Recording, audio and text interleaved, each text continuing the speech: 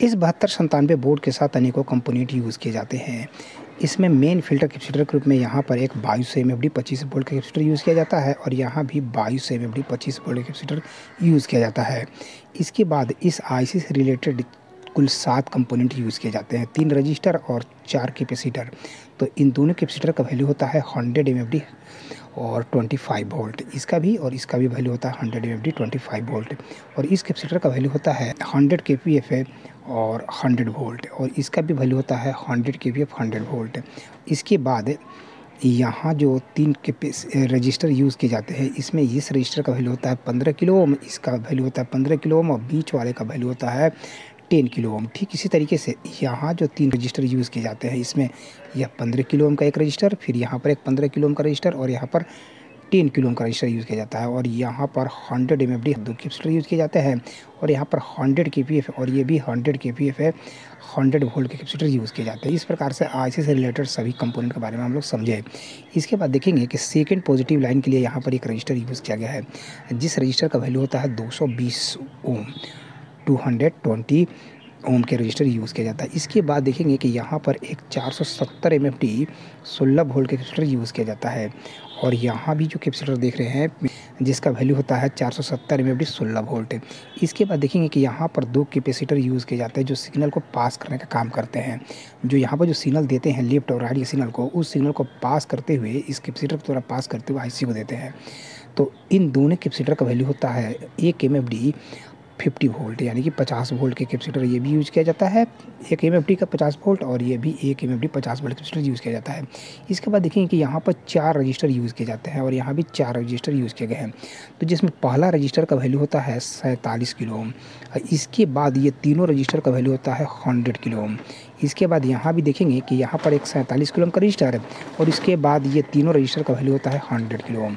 इसके बाद देखेंगे कि यहाँ पर 2 कैपेसिटर यूज़ किए जाते हैं जिसका वैल्यू होता है 1 एमएफडी 50 वोल्ट, 1 एमएफडी 50 वोल्ट का ये भी कैपेसिटर यूज़ किया जाता है और ये भी होता है 1 एमएफडी 50 वोल्ट कैपेसिटर। और यहाँ पर 2 प्रीसेट यूज़ किए जाते हैं जिसका वैल्यू होता है 104। 104 का मतलब है कि 100 किलो ओम के 2 प्रीसेट यूज़ किए जाते हैं। इसके बाद देखेंगे कि यहाँ पर 2 रजिस्टर यूज़ किए जाते हैं जिसका एक का वैल्यू होता है 1 किलो ओम और एक का वैल्यू होता है 22 किलो ओम, यानी कि 22 किलो ओम। और यहाँ पर 4 कैपेसिटर यूज़ किए जाते हैं। बेस के लिए यहाँ पर 4 कैपेसिटर यूज़ किए जाते हैं जिसमें इसका वैल्यू होता है 223 63 वोल्ट और यहाँ भी 223 और यहाँ भी 223 और यहाँ भी 223 63 वोल्ट के कैपेसिटर यूज़ किए जाते हैं। 223 का मतलब है कि 22 केपीएफ के कैपेसिटर यहाँ पर यूज़ किया गया है। ये भी 22 केपीएफ, ये भी 22 केपीएफ और ये भी 22 केपीएफ कैपेसिटर 63 वोल्ट 63 वोल्ट के रूप में यूज़ किए जाते हैं। इसके बाद देखेंगे कि यहाँ पर जो कैपेसिटर यूज़ किया गया है, इसके अलावा यहाँ और यहाँ कैपेसिटर और यहाँ पर जो कैपेसिटर यूज़ किए गए चारों कैपेसिटर, इन कैपेसिटर का वैल्यू होता है 472 और 2A। 472 का मतलब है कि 4.7 केपीएफ और ये जो इसका वोल्ट होता है 100 वोल्ट। इसी प्रकार से यहाँ पर जो 472 2A और यहाँ भी 472 2A और यहाँ भी 472 2A। यहाँ पर जो रजिस्टर यूज़ किया गया है इसका वैल्यू होता है 1 किलो ओम। इसके बाद यहाँ जो रजिस्टर यूज़ किया गया है इसका वैल्यू होता है 22 किलो ओम। इसके बाद देखेंगे कि यहाँ पर जो रजिस्टर यूज़ किया गया है इसका वैल्यू होता है 10 किलो ओम। इसके बाद यहाँ जो रजिस्टर यूज़ किया गया है यह 15 किलो ओम का है और यहाँ पर जो रजिस्टर यूज़ किया गया है यह 10 किलो ओम का है और इसके बाद फिर यहाँ पर 15 किलो ओम का एक रजिस्टर यूज़ किया गया है। इसके बाद यहाँ पर एक कैपेसिटर यूज़ किया गया है जिसका वैल्यू होता है 220 पीएफ है। ये 220 पीएफ है और ये 1000 वोल्ट का कैपेसिटर यूज़ किया गया है।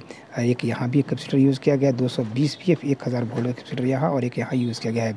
इसके बाद देखेंगे कि यहाँ पर एक रजिस्टर यूज़ किया गया है जिसका वैल्यू होता है 22 किलो ओम और फिर एक यहाँ पर रजिस्टर यूज़ किया गया है जिसका वैल्यू होता है 22 किलो ओम।